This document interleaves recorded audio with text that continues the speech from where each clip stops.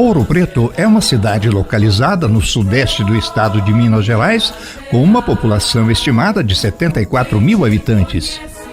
A cidade foi edificada sobre a Serra do Espinhaço, de modo que seu relevo é acidentado, com altitude média de 1.180 metros. Esta orografia não favoreceu as atividades agropastoris, e seu desenvolvimento se baseou totalmente nas indústrias extrativas de pedras e minérios. Assim, seu piso é irregular, com muitas ladeiras, subidas e descidas íngremes e sinuosas, revestidas por pedras e paralelepípedos. É uma cidade inteiramente colonial, com uma rica arquitetura barroca, onde se incluem pontes, fontes, muitas igrejas e praças que lhe dão características bem definidas. Este charme a transformou em um dos principais destinos turísticos do Brasil, que recebe por volta de 2.000 pessoas anualmente. Os viajantes ficam fascinados ao caminhar pelas inúmeras ladeiras em pedras ainda originais, para conhecer o expressivo casario colonial e várias construções históricas da cidade, como a Casa dos Contos, a primeira casa de fundição do ouro no Brasil, casas onde viveram alguns inconfidentes, entre eles o próprio Tiradentes, o Museu da Inconfidência, a Matriz de Nossa Senhora do Pilar, a Igreja de São Francisco de Assis e tantas outras. A história de Ouro Preto se funde ou se confunde com importantes momentos da história do Brasil, em especial com o ciclo do ouro. Este dominou a economia do Brasil colônia durante os primeiros 60 anos do século XVIII. Naquele período, a Vila Rica, conforme foi chamada desde sua fundação, chegou a ser a cidade mais populosa da América Latina, contando com cerca de 80 mil habitantes. Para se ter uma ideia de sua grandeza populacional, basta lembrar que em 1790, Nova York tinha menos que 50 mil habitantes e a população de São Paulo não ultrapassava a 8 mil almas. Ressalte-se, entretanto, que na época sua área era bem maior, englobando as atuais Congonhas, Ouro Branco e Itabirito. Ouro Preto foi o primeiro sítio brasileiro considerado Patrimônio Mundial pela Unesco, título que recebeu em 1980. E tudo se iniciou nessa área Altos do Morro São João. No ano 1698, o paulista de Taubaté, Antônio Dias de Oliveira, e sua bandeira, seguindo o Rio das Velhas à procura de ouro, chegou à sua nascente ao pé deste morro. Era o dia 24 de junho, dia de São João, do ano 1698. Seus homens subiram o morro, fincaram uma cruz no local e aqui o capelão da bandeira, Padre João Faria de Fialho, celebrou a primeira missa campal da região. No local foi erguida a primeira capela de São João Batista, bem mais simples que a atual, em pedra de canga, refúgio de mineração. A atual é de alguns anos depois, sendo considerada o primeiro templo religioso erguido em Ouro Preto. É um exemplo clássico da arquitetura colonial portuguesa dos primeiros tempos no Brasil. Este foi o primeiro sino que soou nesta região.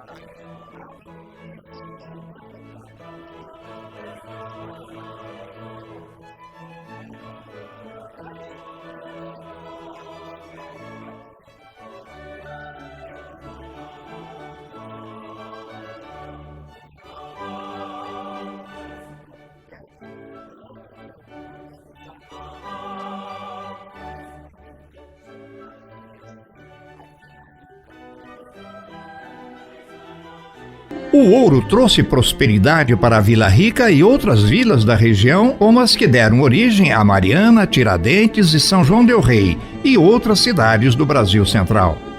Oficialmente, Vila Rica enviou a Portugal 800 toneladas de ouro durante o século XVIII. Isso sem contar o que circulou de maneira ilegal para os portugueses, nem o que permaneceu na colônia, como, por exemplo, o ouro empregado na ornamentação das igrejas. Somente a igreja de Nossa Senhora do Pilar contém mais de 370 quilos de ouro em sua decoração. Tal abundância do precioso metal causou uma verdadeira explosão demográfica de Vila Rica, permitindo o surgimento de uma classe média composta por artesãos, comerciantes, artistas, músicos, poetas e intelectuais, que contribuíram para o grande desenvolvimento cultural do Brasil naquela época. Quem já não ouviu falar em Antônio Francisco Lisboa, o Aleijadinho, arquiteto e escultor responsável por dezenas de magníficas construções e de centenas de esculturas de enorme sensibilidade artística? Quem já não leu pelo menos algumas estrofes de Marília de Dirceu, de Tomás Antônio Gonzaga?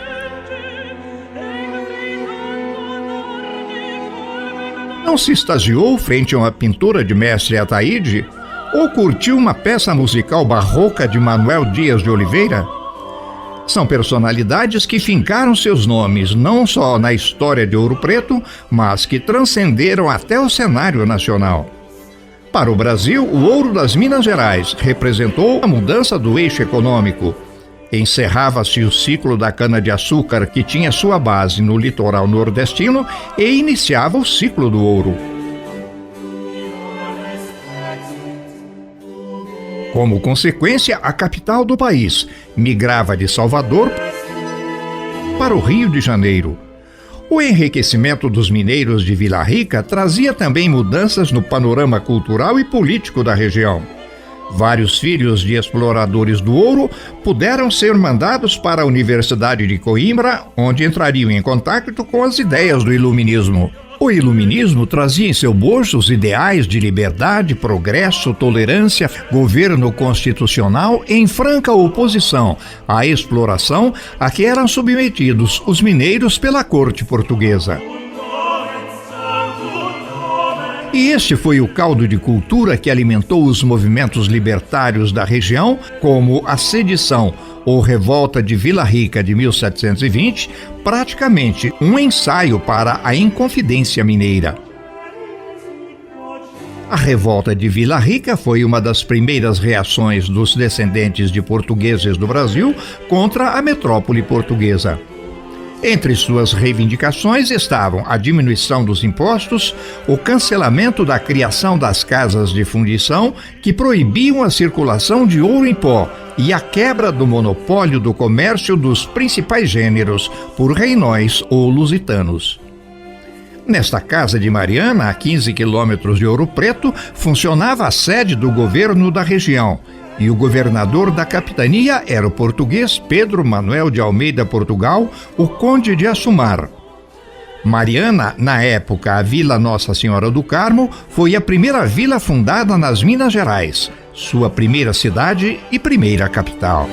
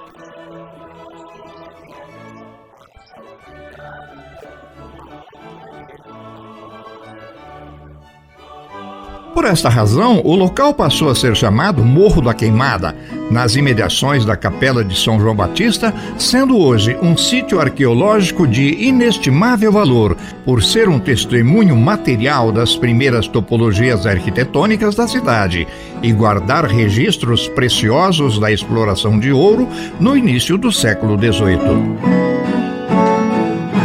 Porém, o local mais histórico de Ouro Preto, seu centro turístico e gastronômico, é a Praça Tiradentes. No passado era conhecido como Morro de Santa Quitéria, recebendo o nome atual no século XIX. Tem este nome por ter sido o local onde a cabeça do mártir da independência, Joaquim José da Silva Xavier, o Tiradentes, foi exposta em abril de 1792, após seu enforcamento e esquartejamento no Rio de Janeiro. No local onde estivera o poste se encontra hoje um imponente monumento ao mártir.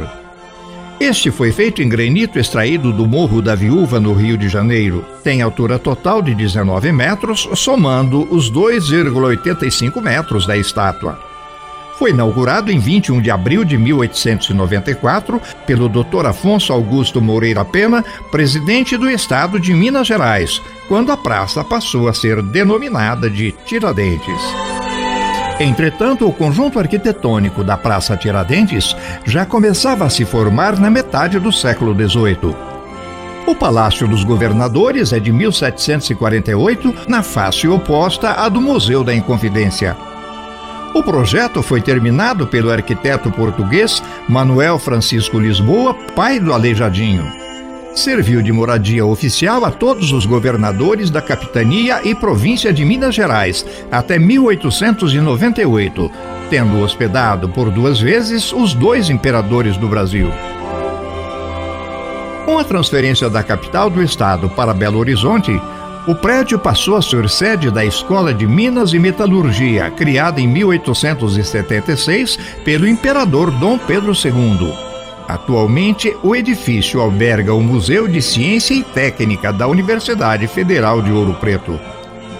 O conteúdo deste museu é bastante diversificado e as peças em exposição se referem a áreas de estudos como astronomia, história natural, mineração, siderurgia, mineralogia, metalurgia, etc.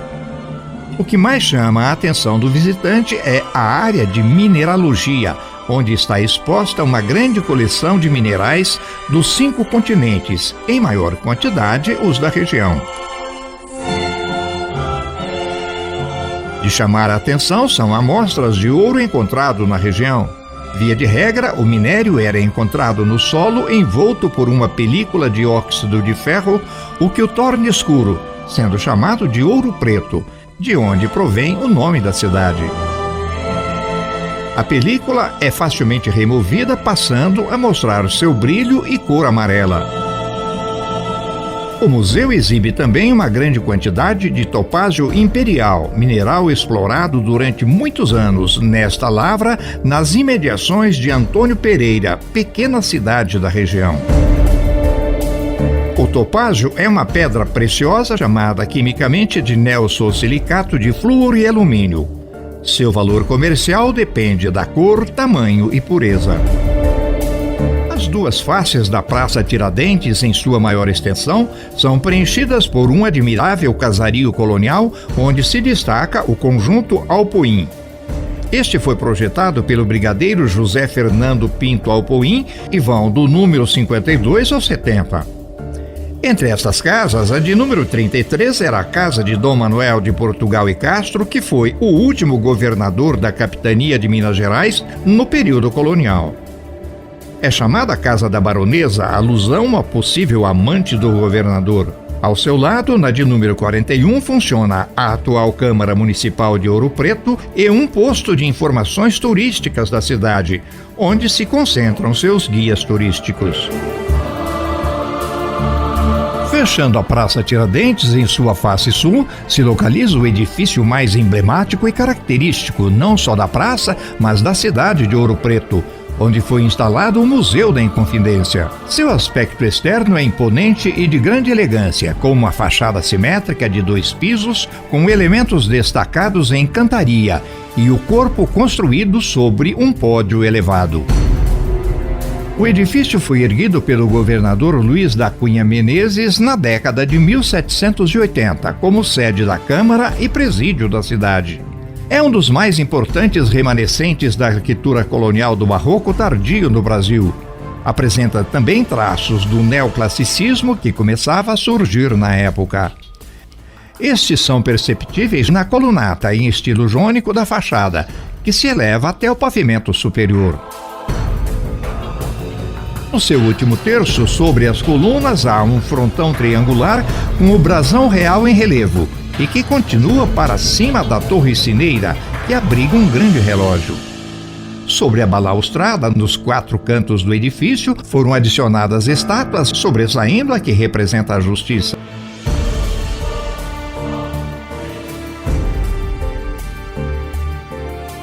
A escadaria da frente se abre lateralmente ao pórtico, sendo adornada por um chafariz ou fonte em pedra lavrada que presta uma significativa homenagem ao imperador Dom Pedro II, que por 2 vezes visitou a cidade e lhe presenteou com o curso de Minas em Mineralogia.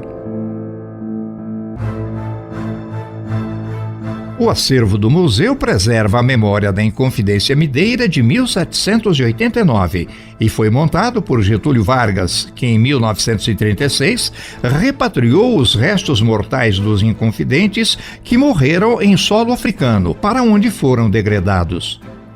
As urnas mortuárias foram inicialmente mantidas no Arquivo Histórico Nacional do Rio de Janeiro e depois transferidas para a Igreja do Carmo, em Ouro Preto. O museu somente foi aberto ao público em 21 de abril de 1942, após reforma e adequação do edifício, e na data em que se completava 150 anos da sentença condenatória dos inconfidentes ao degredo, enforcamento e esquartejamento do alferes de cavalaria Joaquim José da Silva Xavier, o Tiradentes. Como se sabe, a Inconfidência Mineira foi um movimento de caráter separatista inspirado no Iluminismo. Tinha como modelo a independência dos Estados Unidos, declarada no dia 4 de julho de 1776. Assim, a Inconfidência ou Conjuração Mineira de 1789 pleiteava e pregava a independência do Brasil em relação à coroa portuguesa. Os portugueses dominavam com terrível autoritarismo e cobrança excessiva de impostos. Por isso, a ideia do grupo à frente do movimento era conquistar a liberdade definitiva e implantar o sistema de governo republicano em nosso país.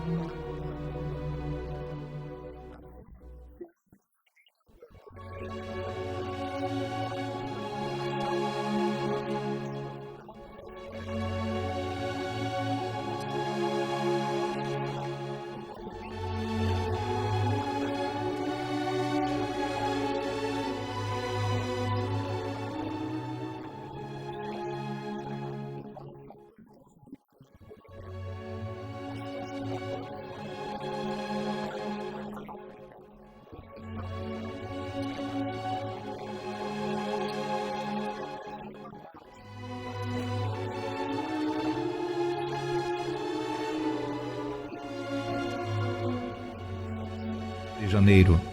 Nesta sala foi instalado o Panteão dos Inconfidentes, mostrando a bandeira símbolo do movimento com a inscrição "Liberdade, ainda que tardia", que resumia os ideais do movimento.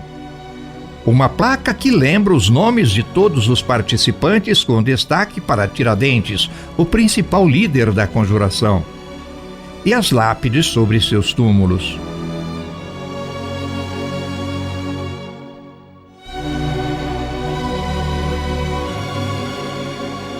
Entretanto, apenas 16 dos 24 sentenciados estão nestes túmulos, uma vez que muitos não foram encontrados. Aqui as peças de madeira utilizadas para montar a forca de Tiradentes. E os autos da devassa, isto é, todo o processo original montado pela coroa portuguesa, um mal dissimulado julgamento para a condenação dos inconfidentes. O Museu da Inconfidência procura também contextualizar todo o momento da Conjuração Mineira.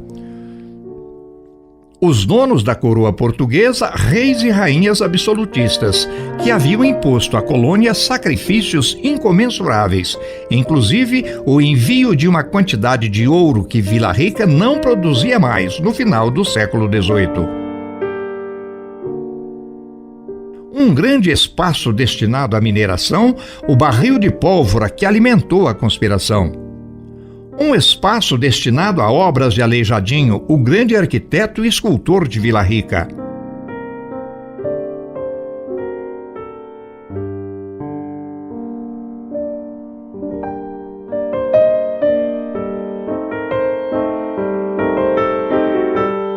Utensílios e móveis de época com destaque para belíssimos oratórios em estilo barroco. Os oratórios são abrigos para as imagens dos santos que têm tanta representatividade e simbologia quanto os próprios santos, que guardam os objetos da devoção. Mais do que uma peça de decoração, na Vila Rica o oratório era um objeto que literalmente guardava a fé e a devoção dos mineiros.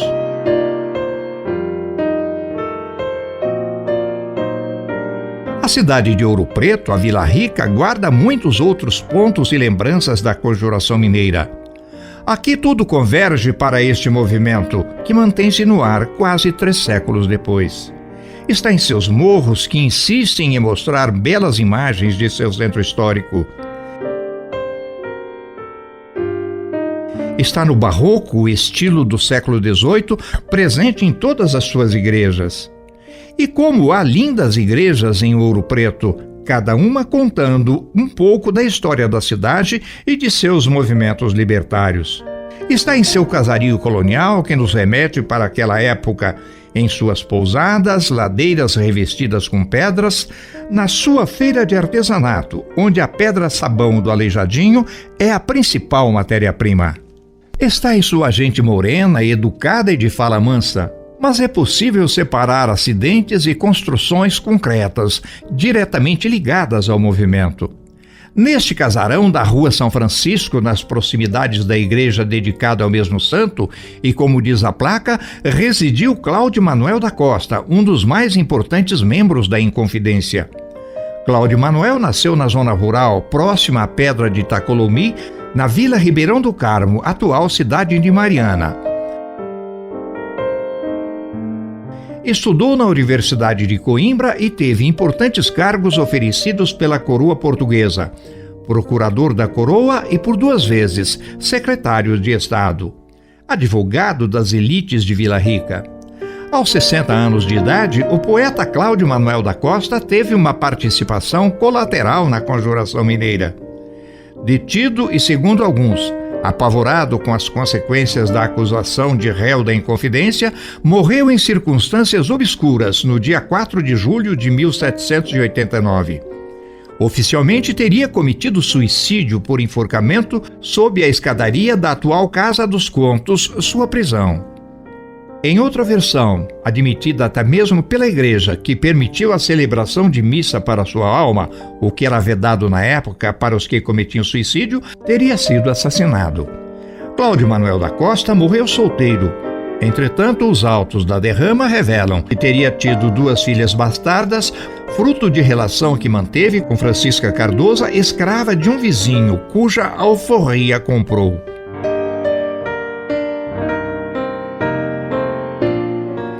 Rua São José, já fora do centro histórico de Ouro Preto, é uma das únicas que se estende em terreno plano, não apresentando ladeiras.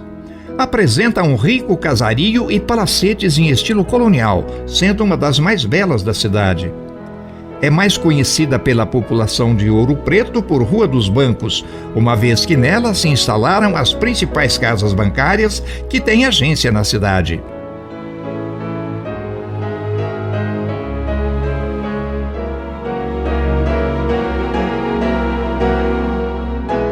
Historicamente, é também considerada uma das mais importantes.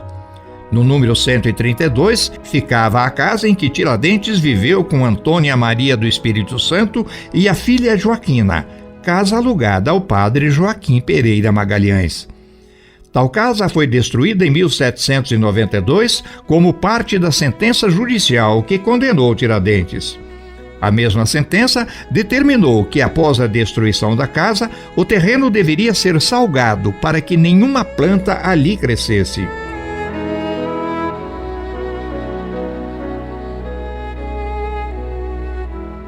Anos mais tarde, no terreno foi erguido este sobrado, que hoje abriga a Associação Comercial e Empresarial de Ouro Preto, como diz a placa. Entretanto, guias turísticos continuam apresentando o novo e belo prédio como sendo a casa em que morou Tiradentes.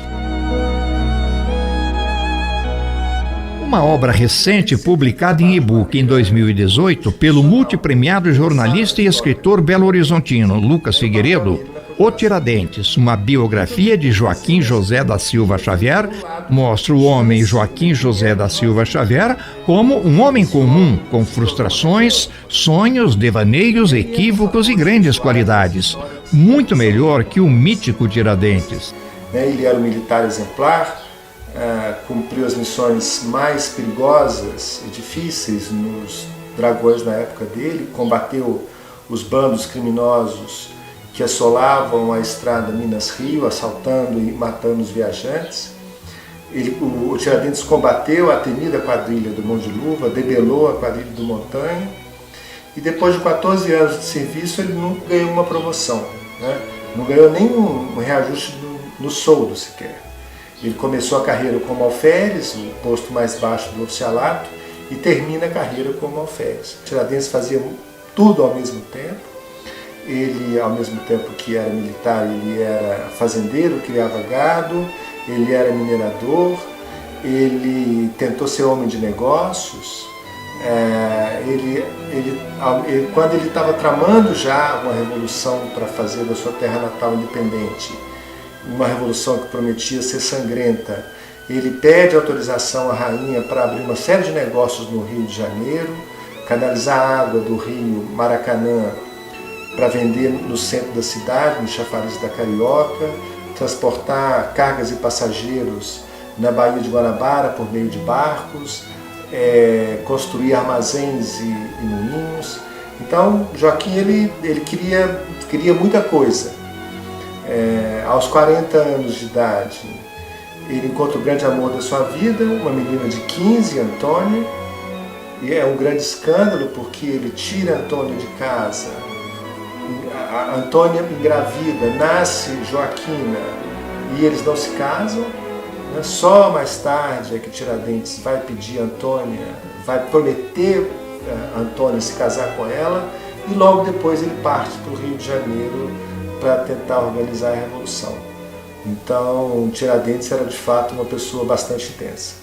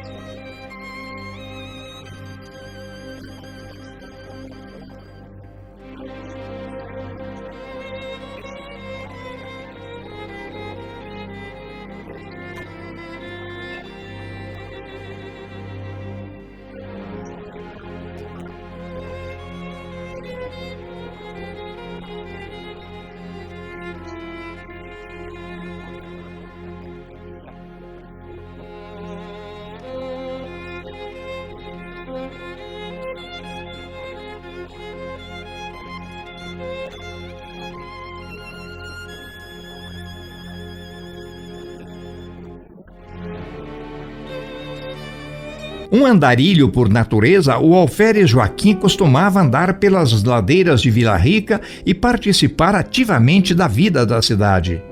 Quem passa hoje por Ouro Preto ainda pode refazer os caminhos do alferes. Eram vários os pontos onde se encontravam os Inconfidentes, com destaque para um casarão na rua direita, hoje uma loja de tecidos. E na casa do homem mais rico de Minas Gerais, o contratador João Rodrigues de Machado, a Casa dos Contos. E na casa do comandante do Regimento de Cavalaria em Minas Gerais, não localizada. Na rua Brigadeiro Mosqueira, Joaquim frequentava a Casa da Ópera, o mais antigo teatro em atividade nas Américas.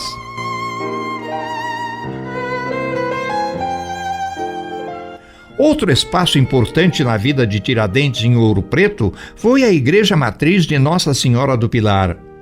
Foi lá que ele batizou sua filha Joaquina e prometeu se casar com a mãe dela, uma moça simples, mas de família tradicional. Em 31 de agosto de 1786, nessa igreja, adornada com quase 400 quilos de ouro, Tiradentes e sua companheira, Antônia Maria do Espírito Santo, batizaram sua filha Joaquina.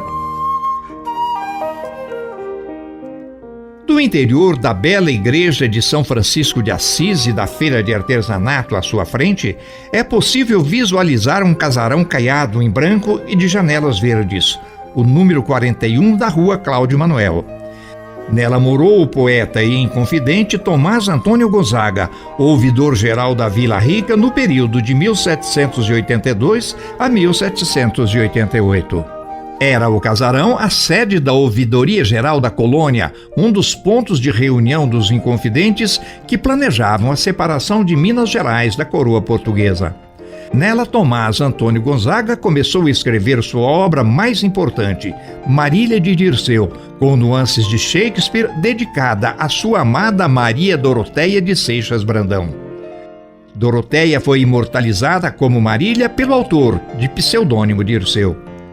Tomás Antônio Gonzaga foi preso em 23 de maio de 1789 e degredado para Moçambique, onde advogou e foi juiz da alfândega daquele país, onde faleceu em 1810. Durante o exílio em Moçambique, Tomás Antônio Gonzaga se casou com a filha de um rico traficante de escravos, refazendo sua vida, enquanto Marília vagava pelas ruas de Vila Rica à sua espera, até morrer aos 90 anos de idade, aumentando ainda mais a dramaticidade da tragédia amorosa. Da frente de seu casarão, o poeta e ouvidor tinha uma excelente vista da igreja de São Francisco de Assis. E desta janela dos fundos, seguia os passos da bela Marília, que residia nesta casa, demolida em 1927. Outro ponto que marcou o idílio de Marília e Dirceu foi a Ponte Antônio Dias, a única ponte construída em estilo românico de Ouro Preto.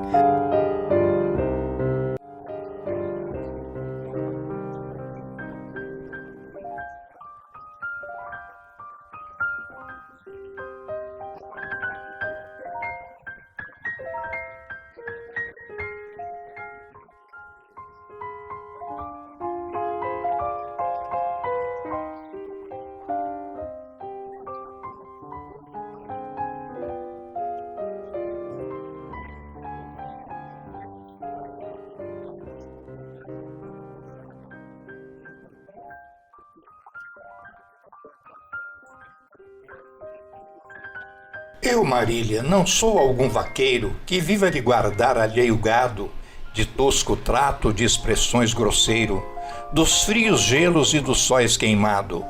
Tenho próprio casal e nele assisto. Dá-me vinho, legume, fruta, azeite. Das brancas ovelhinhas tiro leite. E mais, assim nas lãs de que me visto. Graças, Marília bela, graças à minha estrela. Os teus olhos espalham luz divina, a quem a luz do sol em vão se atreve. Papoula ou rosa delicada e fina, te cobre as faces, que são cor de neve. Os teus cabelos são uns fios d'ouro, teu lindo corpo bálsamos vapora. Ah, não fez o céu, gentil pastora, para a glória de amor e igual tesouro. e já no cárcere em Moçambique. Nesta cruel masmorra tenebrosa, ainda vendo estou teus olhos belos, a testa formosa, os dentes nevados, os negros cabelos. Vejo Marília, sim, e vejo ainda a chusma dos cupidos que, pendentes dessa boca linda, nos ares espalham suspiros ardentes. E por fim, na terceira parte, tom de melancolia, o pessimismo e solidão. Chegou-se o dia mais triste que o dia da morte feia. Caí do trono, Dirceia, do trono dos braços teus. Ah, não posso dizer-te, meu bem, adeus.